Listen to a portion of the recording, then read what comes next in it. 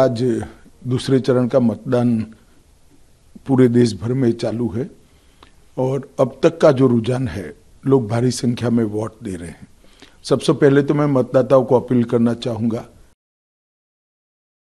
कि सुरक्षित देश के लिए, समृद्ध देश के लिए और गरीबों के कल्याण के लिए ऐसी पार्टी चुनिए जो अपने वादों पर खड़ी रहे। देश भर में पूर्व, पश्चिम, उत्तर, दक्षिण मैं सब दिशाओं में प्रचार कर कर फिर से एक बार आज भोपाल आया हूं।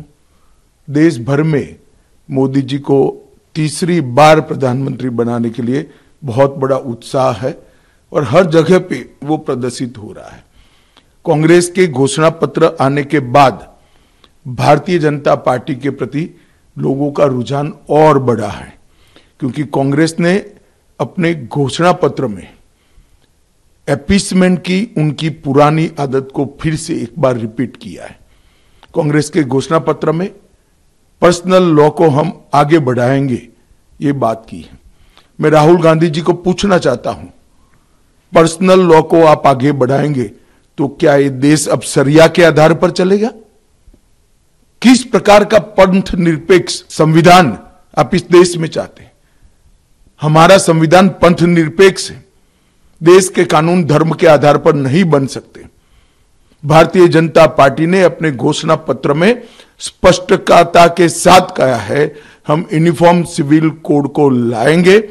सभी पंथ मजहब के लोगों के लिए एक ही कानून होगा। हमने ट्रिपल तलाक समाप्त किया है, यूसीसी की शुरुआत की है, उसको हम आगे बढ़ाएंगे। राहुल गांधी जी पर्सनल लॉ की बात करते हैं, वो देश को खंड खंड तोड़ने की बात है और शरिया के आधार पर क्या यह देश चलेगा? किसी एक धर्म के कानून के आधार पर यह देश नहीं चल सकता। ये देश में पर्सनल लॉ नहीं चल सकते। ये भारतीय जनता पार्टी का फर्म बिलीफ है। मोदी जी ने जो गरीब कल्याण के काम किए हैं, उसके कारण गरीबों में मतदान का बहुत उत्साह है। दलित,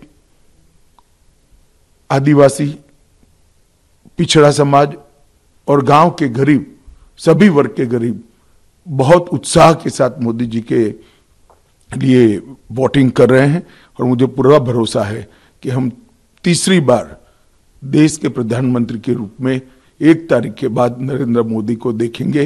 ये सब भारतीय जनता पार्टी के कार्यकर्ता और करोड़ों देशवासियों की भावना है।